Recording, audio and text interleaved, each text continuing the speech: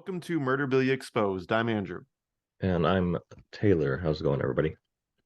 It's going. Today we wanted to talk about the stigma of murderabilia, and I'll read a quick definition of stigma for those that aren't familiar with the word. So, stigma is a strong feeling of disapproval that most people in a society have about something, especially when this is unfair. And it's safe to say that murderabilia would be that disapproval for most people in a society. Outside looking in, you could totally see that it looks like a just grotesque, weird, sick hobby. But the more and more you get into it, the more people you talk to, the more you get into collecting, you see that it's an actual real hobby. And I guess a foundation of a hobby. I guess you could say that there's actual professionals like criminologists, police officers, former FBI profilers, and former feds, and so on and so forth that collect this stuff, buy this stuff, sell this stuff. There's even a guy, a criminologist that presents murderabilia at lectures that he does at certain like colleges and whatnot. And what's odd to me is, people like you and I would be considered weird for doing what we do, but people like the professionals wouldn't be considered weird or odd, or they wouldn't be not fitting in this hobby. And when it comes down to everyday people like you and I buying, selling, and trading, I think we have that stigma on ourselves that we're just, you know, people that look up to serial killers or look up to murderers, and that's not the case at all. And I felt that we could take the time today to, I guess, address that and maybe put people's minds at ease, if that would be the right word, about murderabilia. Um, and one thing I've always disliked, and it makes me cringe a little bit, is when people say, "Who's your favorite serial killer?" or "Who's your favorite murderer?" And I don't know about Mhm. you, but I have favorite cases in which that got me into true crime, like Jeffrey Dahmer, Charles Manson, and a serial killer by the name of Jack Spillman, who I spent 2 days in visitation with at Walla Walla um, Penitentiary. And when it comes to favorite cases, you know, uh, it's not to say that with this person, like, this is my favorite person because they murdered a bunch of people. That my favorite cases tend to have like a certain aspect of the case, whether it's the type of method, that the mo that was taking place, or the number of victims, or even if it was just like geographical to me. um of course. um and I'm sure you get the thing a lot is, you must be um looking up to murderers, or you must want to be a murderer, at the end of the day, selling this stuff, buying this stuff, and collecting this stuff. How do you deal with people that come your way and saying that? I'm sure you get it more often than I do, being that I'm getting out of the hobby completely.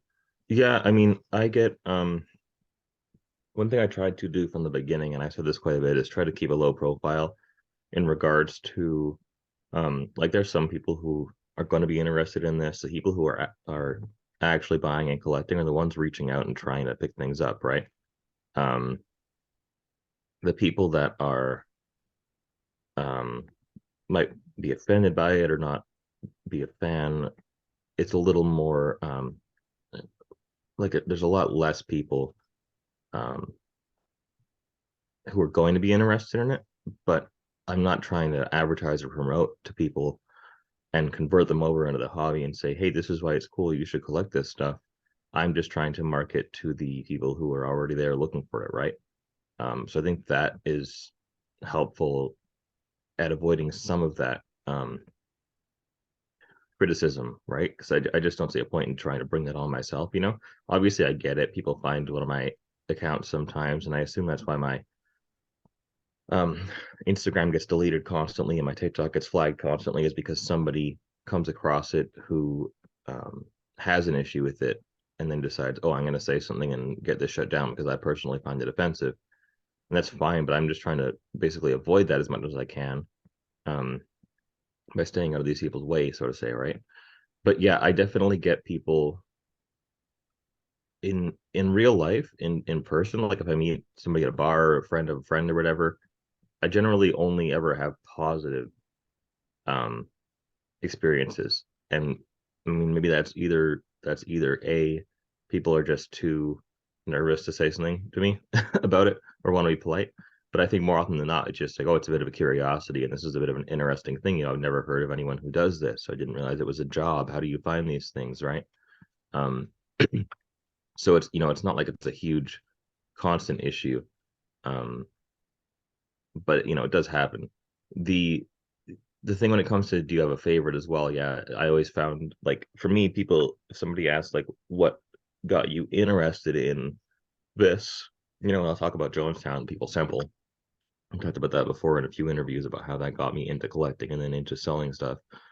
Um, but when they say, yeah, when it is a bit cringy when people say like, "Oh, who's your favorite?" Like, or when I get followers on Instagram that are like Ramirez lover, or like uh, uh just very obvious, like people who do edits, video edits of like pictures of um serial killers or interviews and stuff, and just like kind of this weird worshipy sort of thing as opposed to historical significance, right? um in what they're presenting.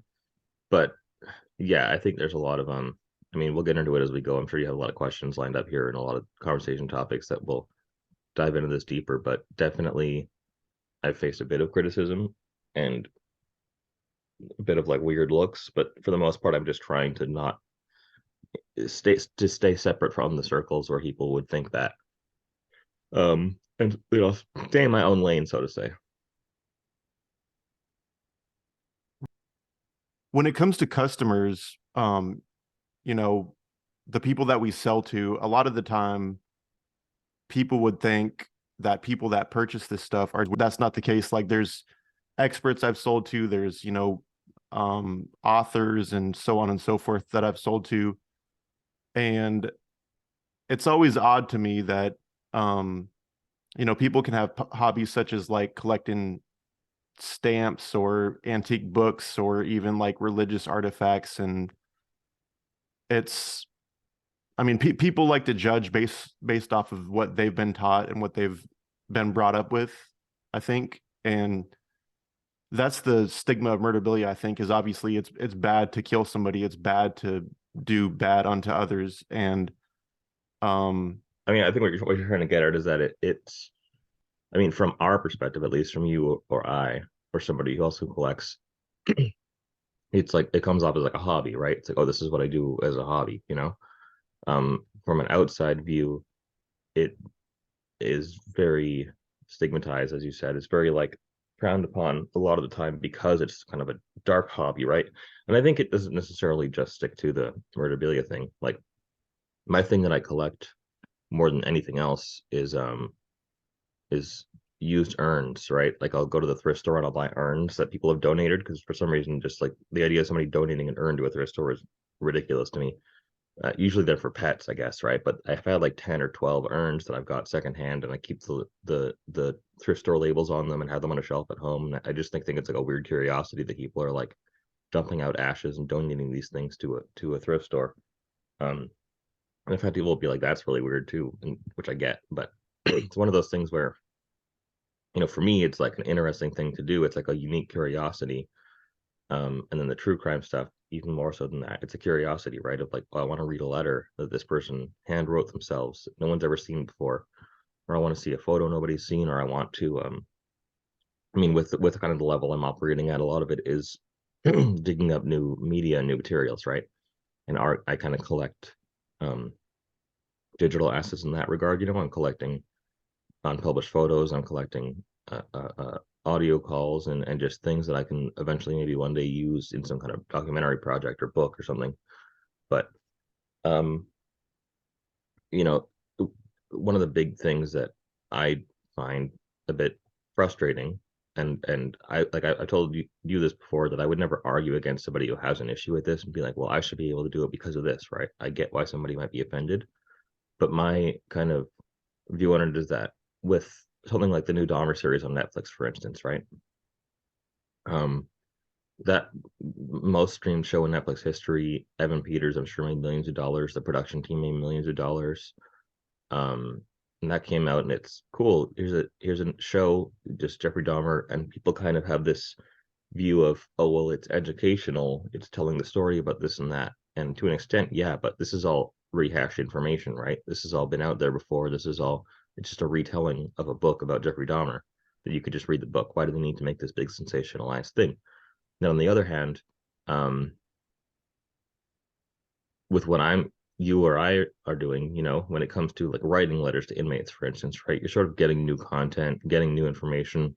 With you interviewing people, you have, I'm sure, dozens and dozens of times encountered new information or things that nobody's seen before or heard before that are historically significant, and sometimes I'm sure significant to the field of criminology. And then the same thing with me, because I'm buying and selling so many physical items, I've come across unpublished photos and unseen video and all these new pieces of media that are eventually being used in a lot of documentaries, and projects, and being brought together as new media, right? Um, yeah, so it's kind of at the point where when you're doing this for a certain amount of time, you can get to the point where you're sort of bringing new information out. And the biggest criticism I faced at first was, oh, these, we already know about these guys. You're not doing anything to help with history. You're just retelling the same stuff, which kind of has been surpassed in what we're doing. And yet still, I think that you and I are an easier target than one of the world's biggest true crime podcasts, or a Netflix series or Discovery ID series, because it's just, oh, somebody can just message us on the internet and give their criticisms about how they feel about what we do.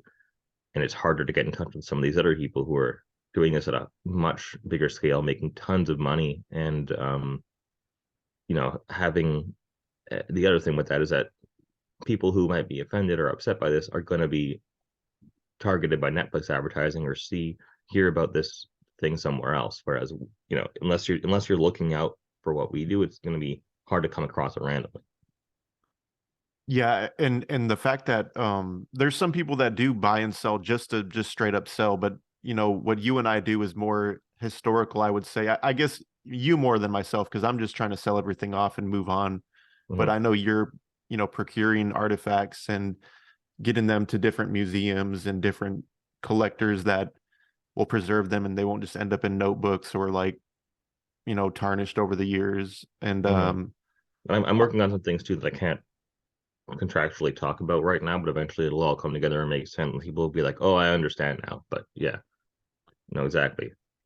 yeah, and I guess backing up, going back like 13 years ago compared to now, when I first started collecting murderabilia and buy, selling, and trading, at first the stigma was definitely there. My family and friends didn't want anything to do with what I was doing. Actually, one of my family members at one point in time had cut me off after this Dylan Roof news article came out. This was like 2014, 15, or 16, something like that. And as years went by, as I would continue collecting and buying and selling, and then um, family and friends would be more, I guess, okay with it as time went on, seeing like this is an actual hobby and this is something that's positive and it's not negative. I'm not out to cause anybody physical or emotional or mental harm. Mm-hmm. And then as the podcast progressed, in 2018, the stigma went from like, oh, this is weird and this is, like pointless, to, oh, this is cool and you're actually getting something out of this and people are getting something out of this and you're not just hurting anybody in the process. I mean, delivering these interviews, I think, is those are my holy grails. That's my collection. Is I want to have the biggest collection in the world of inmate interviews. Mm-hmm. Some people want to have the biggest murderabilia collection, but I feel the holy grail of every single case or high profile inmate is that of an interview. To me, at least, that's my holy grail. Yeah, for sure. Um, yeah, because that like think about, I guess, even I'm sure this isn't an intentional plan, but like think about that one video of Ed Kemper being interviewed in prison that was in The Killing of America and became like a really famous interview, right? Like, or the one of Charles Manson where he's like dancing, acting like a psychopath, or the interview of him where he's doing the whole monologue about I decides who does what and where they do it at, that thing. There's just all these interviews that have become pieces of pop culture and like just historic important kind of documents of these people and how their brain worked, what they were thinking. And you're archiving and compiling tons of that. And yeah, at the end of the day, it all becomes, educational to a certain point. It's all useful educational tools and things that people can research and look at, Um, and yeah, and I'm not saying that everything I do is like that by far. Like I sell a lot of things that are just interesting, and I know people want to buy. I'm not making a point to do that specifically. I'm not saying, oh, I feel bad just selling this stuff or just buying it, so I got to do it this way or that way to clear my conscience. So I really don't care either way. Sorry. I really don't care either way which one of it is. It to me, it's like it's all a means to an end goal that, and I'm doing it in a way that makes sense and works for me. The Dylan Roof article you were talking about, was there an article about collecting that involved him that you were in, or what was that exactly? Yeah, so like a week after he was actually the day after he was arrested, I wrote him, and about a week later, I got a letter back, and I Mm-hmm. posted it on True Crime Auction House for $1,000 back then, and it was like there was so many. I made the mistake of doing an interview with I think it was the New York Daily Times or something like that, Mm-hmm. and they made me out to be like a white supremacist sympathizer because in the letter he asked me if my name was anglicized and he was asking for money or books or something like that. So, of course, the media runs and does a story saying that I'm like some white supremacist sympathizer and I'm just like this Dylan Roof groupie. And they called me a fan Mm-hmm. in one of the articles. And after that, I learned not to talk to the media when it comes to murderabilia whatsoever because Um, yeah, I mean I've had that too with media stuff where that's a good point of all this, is that um from my own personal experience, I've had a lot of media things that I've reached out to, and I can tell when I'm talking to a person. I've passed on a lot of interviews and things because just the tone or the questions I'm getting asked, I realize, oh, this isn't going in a positive way or even a neutral way. Um, it's like a hit piece, so to say. So I don't make a point to talk to those people. Um, but I've had a couple of times where people have written things and they word something a certain way or put something out in a certain way that makes it look more malicious than intended, or makes it look like I don't care about victims of certain things, or just, yeah, just makes it become, the context is important, right? um I have some items from people who are, all kinds of crimes and inmates and various things at different levels of severity and different taboos crossed and stuff, and I'm sure that people could make a case for any of those things uh as like ammunition against me if they wanted to, but I try and only get involved with media stuff that is either um I know is going to be give my point of view, or b, it's just going to be extremely good promotion for whatever reason, even if it is a bit controversial. But more recently, I've only really been doing podcasts with people that I know. I've only really been doing collaborations on stuff like that with people I know, and not really reaching out to media people and saying, hey, I've got this crazy collection, I got this cool item, are you guys interested in this? um with Dylan Roof specifically, it this is a bit of a side note, but I remember a little spurt of time where a bunch of people had been writing him, and then the FBI were showing up at their house and being like, "Hey," because obviously, if you write a letter to somebody, your address is on it, right? So the FBI, I think I had three people personally who the FBI showed up at their place and was like, "Why are you writing this guy? What's your connection to him? What's your association to him?" And most of them would just be like, "Oh, I collect this stuff. Here's my stuff," and the cops would be like, "Oh, that's interesting. Okay, I get it." Right? Like these weren't actually like malicious people or any like kind of white supremacist overlords or anything. But um, yeah, he's definitely one, and I guess we can get into this a bit. He's one that kind of crosses a bit of a boundary for a lot of people. There's certain cases and certain things that are a little more taboo, and then that becomes even more controversial and gets more stigmatized, right? Like, um, and it all depends on perspective a bit, but I got a comment once on Instagram from somebody, and this is right after the Netflix series on Christopher Watts came out, right? I had somebody comment, I really think what you do is cool. I've seen posts about John Wayne Gacy, Richard Ramirez, Columbine, Jeffrey Dahmer, really interesting stuff. But this Christopher Watts thing, it's just too far. This guy killed kids. That's so offensive. It was, I posted a letter from him, right? And I was like, okay, every single other person that you um wrote about in there also killed kids. Every single other one of those cases involved kids being killed. John Wayne Gacy was exclusively kids. But Christopher Watts, in your eyes, is a child killer, and the other ones, it's just your perspective on those people. You know, you got Jeffrey Dahmer's a cannibal, Richard Ramirez is the Night Stalker. You know, he was super violent. Like, people's perspective on this stuff is very um it's based just upon whatever media they're consuming or their kind of idea of it, and then somebody like Chris Watts, who killed, you know, 3 people, I think, then becomes worse than somebody who killed 35 in their eyes, just because it's a more recent thing or it's more fresh in their mind, or it personally offends them more for whatever reason, right?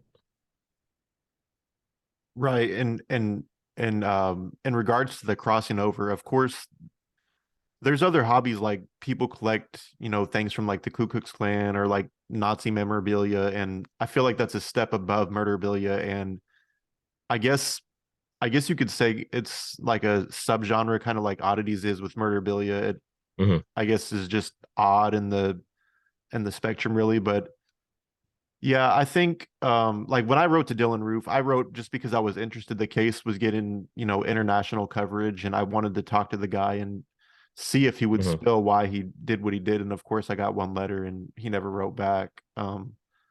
But that's like I think that's one of the only times I've ever wrote to somebody that was convicted of a crime like that, other than Daryl Dedman for an interview. But yeah, that news article really had pissed me off and really, turned me off from wanting to deal with the media in the near future. I've spoke to the media since then, but it's been people that I've researched and people have been like recommended by other people. Mm-hmm. Yeah, it something that's I'm pulling up the article so I can take a look at it later on because I'm interested to see what they said. Um, it's interesting how um guys like with Dylan, like, obviously people are looking into his stuff a little more, or being more critical of it, but there's certain guys, Nicholas Cruz, for instance, right? His jail information isn't being, or his prison information isn't being made public. And like every inmate in the entire states, anywhere, all their information is public as to where they are, and their facility, and all this stuff. Obviously, through looking at these addresses, you know that. But it's coming to the point now where it seems like people are sort of catching on in the legal system of, oh well, this guy, somebody might sell this guy's letters, somebody might be trying to reach this guy to profit from it or give him some kind of notoriety or post his stuff online. And it seems like there are forces at work who are trying to help prevent that right now a little bit, or at least be more aware of, let's not give this guy art supplies, or let's not give this guy stationery or this and that, because to keep it less of an impact socially. um yeah, when it comes to the criticism, like I was kind of saying, like, I get asked a lot, like, oh, what do your family think or your friends think or this and that, and like, my family doesn't care really. They think it's interesting. They're not like, oh, this is so cool you do this, but they like, oh, that's neat, like, good for you. They're glad that I'm like successful in what I enjoy doing for work. um and like, all of my friends, anybody I've met is seems to have an interest in it, or every once in a while somebody's like, oh, I'd love to come over and see your stuff sometime, and I'll come over and take a look at things and think it's neat. um but I think that it kind of like, I think one thing that kind of puts it in a bit of a skewed perspective for someone like you or I is that we tend to be in these social circles of people who would be cool with this stuff or interested in this stuff. You know, like half my friends collect this stuff, and the other half are into horror things, or at least like some kind of like oddities or weird stuff. And it just, your social circle kind of um, works that way, right? Where it's just people who are like minded that come together. So for me, it's always been a it's never been a real struggle. I never like lost friends or had people cut me out or anything. I've had some relatives be like, okay, okay, that's not really for me what you do. Like, I talk about it, like, okay, it's not for me. That's fine, cool, good. I'm glad you're good, but it's not for me, and they just don't want to really hear about it. Fine, I wouldn't be offended or upset about that. Like, it's totally fine. But Yeah, it's definitely it's definitely could have a pretty heavy impact on your life if you let it. And I I'm sorry. I like to consider myself good at um keeping the people out of my life that would make it more difficult for me to do this for a living and a hobby. And I'm sure you do the same thing where it's like you're not going out of your way to try and meet people and convince them of um of why certain things are okay. Uh, because for your own sanity, right? There's no point in trying to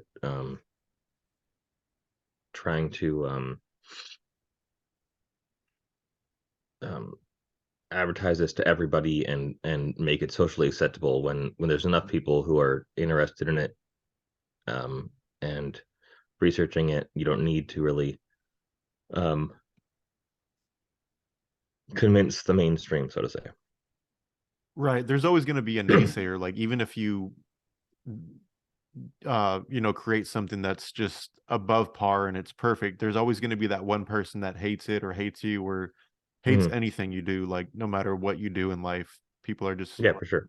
going to be like jealous and just not want to see you win. And I never really pay them attention. Like I'll get a comment from time to time on YouTube like, why are you giving a platform to a rapist or a murderer, this and that? But like you Mhm. said, all these other interviews are totally acceptable, but then when it comes to this high profile offender, like it's not okay.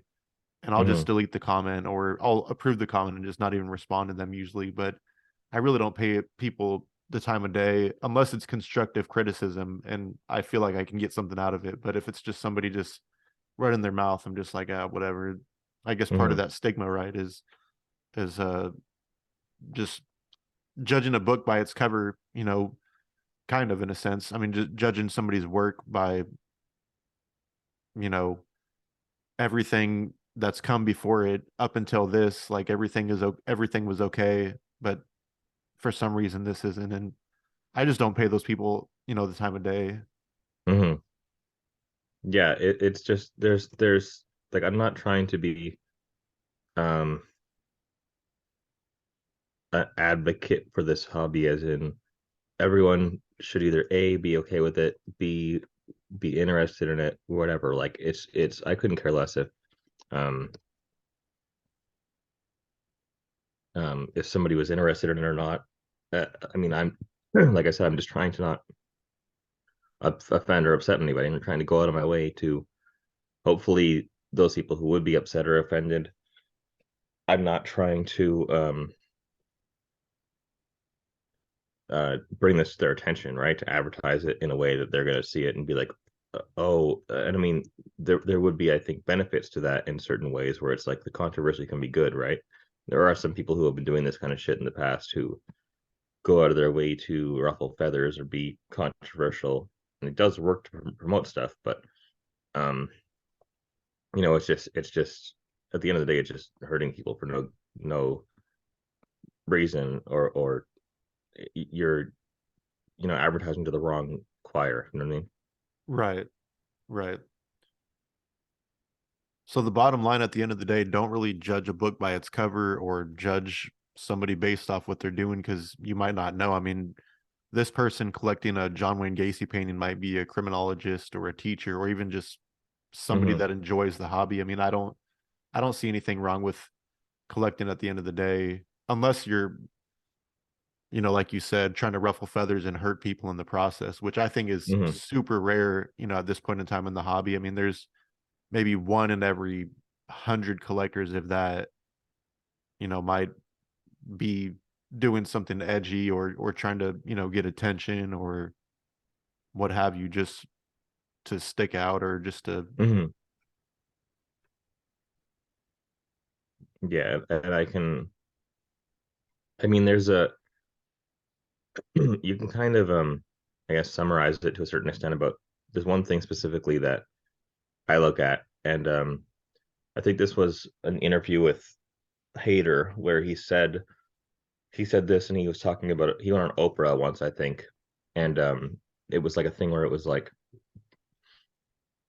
he was on there to sort of defend the hobby, so to say, or at least like to make an advocacy for it. And they were like, "Hey, come on the show because, um, this is a topic for the show that's interesting or whatever." And I think he went on, and I believe it was like partially cut out or it didn't air at all. But they had asked him about, oh, you're just profiting off of people's misery and discomfort and tragic things that have happened. And he was like, well, that's the exact same thing that you guys are doing. You're bringing people on here who had things happen that were bad and this and that. You're doing the exact same thing, making a lot more money, and then telling other people they're wrong for doing it, right? And apparently that thing didn't get. This is, I could be remembering wrong, but from what I understand, that what had been said in that part wasn't aired or was cut out or something. Um, it is the case that, like, news media is literally just looking for mass shooting, school shooting, serial killer, murder, like this and that, so they can put it on TV, drum up controversy, and then run ads on it, and then that for some reason is acceptable. And a lot of people think of that as like, oh well, it's the news; they're just telling the information. It's like, yeah, to an extent, but at this point, when the news sources are all leaning different politically, like they have their own separate agendas, each one. It's not just like a neutral news thing where it's just telling the news. Everyone has a different political agenda, and then because of that, it kind of makes it like, oh, they're using all of these different kind of things as a tool for whatever their narrative is, and theoretically doing more damage than any of this other stuff could be. Right, especially branding somebody, like people can lose their jobs or lose, I guess, social status, friends, what have you. I mean, I've known a couple people actually that have lost their jobs after, employers have gone on their Facebooks or whatever, MySpace back then, and Mm-hmm. seen people collect things like it. I've always found that weird is you can lose your job if somebody finds out you collect murderabilia or, you know, dead dogs or cats in jars. I've always I mean, not if it is your job, so that's good at right. least. But again, as part of the stigma is stigmatizing somebody as like a weirdo or as like a wannabe serial killer or something like that. Like we can't have you around whatever kids or grown Mm-hmm. folks or whatever. Yeah, that's something that I've had a few people been like make jokes about me being a serial killer or whatever because I'm so into this stuff, and it's like, well, you're not gonna accuse like fucking John Douglas of being a serial killer because he hosted a show about America's Most Wanted. You're not gonna assume any of these criminologists as serial killers, even though they know tons more than I ever would. And also, even if I happen to be near a crime that took place ever and the police came to my house, I would be the immediate first suspect because I have thousands of serial killer things and human skulls and like all this shit in my place. It's like, okay, clearly this guy's fucked and he must have something to do with it. Like, I'm not gonna look like this and do that kind of live my life that way and then go do shit that's gonna, you know, make me a potential suspect for something like this. Obviously, I'm not living my life in a way that uh, keeps me having a low profile, So I'm not gonna try and um yeah, I'm just not trying to stir fuck with anything like that. Yeah, bring any heat on you that you really don't need to. Exactly. Yeah. Yeah, for sure, for sure. Um, before we get out of here today, is there anything else that you'd like to add or Um, I mean, just a couple little things like I know you speaking of kind of I guess circling back around to the historical side of this, the archival side of this. Whoops. I know you've compiled not only like through the podcast a lot of media, but you have some books now that have uh, uh collection items and documents, things that people haven't seen before. Um, and I guess that's a points in regards to archiving this sort of stuff. And then I've been doing that same thing more recently as well. You know, I had obviously the book of the Dahmer psych reports that came out, and then the book of letters to Dahmer in prison. And I'm working on 3 other book projects right now. One on Ramirez, one on Bundy, and one on Dahmer that are going to be out in the next few years, I assume.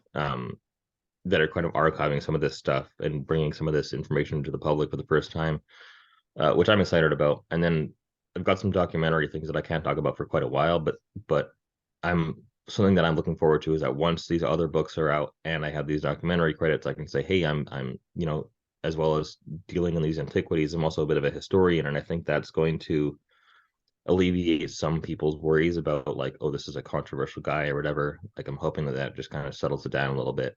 Even though I don't get too much hate or too much flack, it's still nice to um have a little bit of reassurance from the from the public that I'm you know, not doing the worst thing ever, you know.